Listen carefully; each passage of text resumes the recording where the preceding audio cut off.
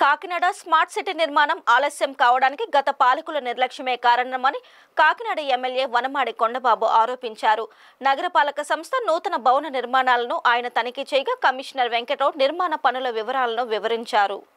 ఈ సందర్భంగా ఎమ్మెల్యే కొండబాబు మాట్లాడుతూ ఏడాదికి 77 కోట్ల ఆదాయం వచ్చి కాకినాడ నగరపాలక సంస్థకు సొంత భవనం లేకపోవడం దారుణమన్నారు. 4 ఏళ్ల క్రితం ప్రారంభమైన పనులు ఇంకా ప్రారంభం దశలోనే ఉండటం విచారకరమని, గత పాలకులు తప్పుడు బిల్లులు పెట్టి కార్పొరేషన్ సొమ్మును దుర్వినియోగం చేయడంతో ఈ పరిస్థితి వచ్చిందని విమర్శించారు. నిర్మాణ పనులను వేగవంతంగా పూర్తి చేసేందుకు అధికారులు చొరవ చూపాలని సిబ్బందికి సూచించారు. కమిషనర్ వెంకటరావు మాట్లాడుతూ ఎమ్మెల్యే కొండబాబు సూచన మేరకు కార్పొరేషన్ భవన నిర్మాణం తొందరగా పూర్తయ్యేలా చూస్తామని తెలిపారు. ఎమ్మెల్యే వెంట వివిధ శాఖల అధికారులు, టీడీపీ నాయకులు పాల్గొన్నారు.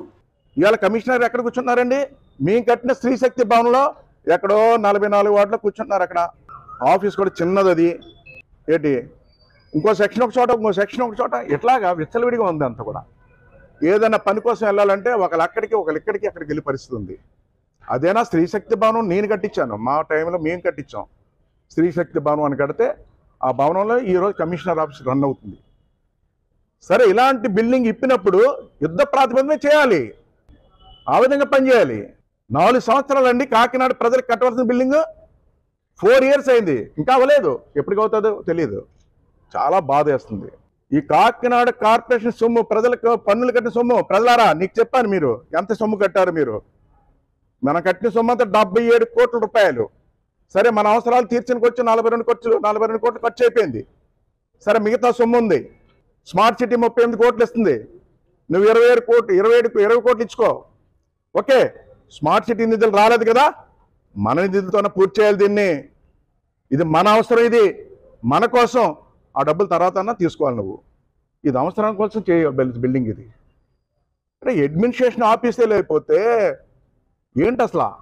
నీ విచ్చలవిడిగా తప్పుడు పనులు చేసి తప్పుడు బిల్లులు తీసుకోవడం వల్లే ఈ కార్పొరేషన్ బిల్డింగ్ ఈ పరిస్థితి వచ్చిందని సందర్భంగా తెలియజేస్తున్నా. 4 సంవత్సరాలు అయింది శంకుస్థాపన చేసి, 4 సంవత్సరాలు. ఇది 4 ఫ్లోర్ల బిల్డింగు, 3 ఫ్లోర్లకి ఇప్పుడు స్లాబ్లు వేసి ఇలా ఉంచారు. మీరు చూస్తారు బిల్డింగ్. ఇంకో ఫ్లోర్ వేయాలి. ఇంకా దీని ఖరీదు స్మార్ట్ సిటీ నుంచి 38 కోట్లు పెట్టడం జరిగింది, మన కార్పొరేషన్ నుంచి 20 కోట్లు పెట్టడం జరిగింది. అంటే 58 కోట్లు వాళ్ళు అవసరమైన చోట్ల కట్టేసుకున్నారు. ఈ డబ్బులన్నీ అవసరమైన చోట వాడేశారు. వచ్చిన డబ్బు అంతా ఎవరు? నాకు తర్వాత వచ్చిన ఎమ్మెల్యే దూరంపూడి చంద్రశేఖర్ రెడ్డి. తను దీనికోసం ఆలోచించలేదు, కాకినాడ ప్రజల కోసం ఆలోచించలేదు. తన కోసం తను ఆలోచించుకుని నిధులన్నీ ఎక్కడ పడితే అక్కడ పనికిరాని చోట పెట్టి నిధులు వాడేశాడు తప్ప మనకు కావాల్సిన బిల్డింగ్ కట్టలేకపోయాడని కూడా ఈ సందర్భంగా తెలియజేస్తున్నా. ఎక్కడైనా ఆక్రమణలు కానీ జరిగినట్టుంటే ఖచ్చితంగా మేము చర్యలు తీసుకుంటాం. మీరు చూస్తున్నారు, ఎక్కడెక్కడ ఆక్రమణలు జరిగినా వాటి మీద కఠినమైన చర్యలు తీసుకుంటున్నాం. ఇది కంటిన్యూ అవుతుంది. మేము ముందుగా వాళ్ళకి హెచ్చరిస్తే దాన్ని దృష్టిలో పెట్టుకుని వాళ్ళు తొలగించుకుని కూడా కొంతమంది చేస్తున్నారు. తొలగించడం వల్ల మొహమాటం లేకుండా తొలగించేస్తాం. అది ఆల్రెడీ డ్రైవ్ అనేది స్టార్ట్ అయింది. ఎక్కడ ఆక్రమణలు ఉన్నా మొహమాటలకి ఈరోజు మార్నింగ్ కూడా ఒక పార్క్ వెళ్ళడం జరిగింది. అక్కడ కూడా కొన్ని ఆక్రమణలు ఉన్నట్టు గుర్తించడం జరిగింది. ఇమ్మీడియట్గా వాటిని సీజ్ చేసాం. ఆ లోపల ఉన్న మెటీరియల్ కూడా సీజ్ చేసేయడం అయిపోయింది. వారికి సంబంధించిన ఆక్రమణలు ఏవైతున్నా వాటన్నింటినీ కూడా తొలగించడం జరిగింది. ఈ విధంగా ప్రతి దగ్గర కూడా వెరిఫై చేస్తున్నాం. గౌరవ శాసనసభ్యులు వారి సహకారం కూడా తీసుకొని ఎటువంటి ఆక్రమణలు ఉన్నా దానికి తొలగించడానికి వారు కూడా పూర్తి వారి సహకారాన్ని ఇస్తున్నారు. అదేవిధంగా జిల్లా యంత్రాంగం, జిల్లా కలెక్టర్ గారు కానీ, ఎస్పీ గారు కానీ ఎక్కడ ఆక్రమణలు ఉన్నా కూడా మొహమాటం లేకుండా తొలగించమని చెప్పి వారు కూడా ఆదేశించున్నారు. కాబట్టి ఖచ్చితంగా ఎటువంటి ఆక్రమణలు ఉన్నా వాటన్నింటినీ తొలగించే దాని మీద ప్రత్యేకమైన దృష్టి పెట్టి కంటిన్యూ చేస్తాం.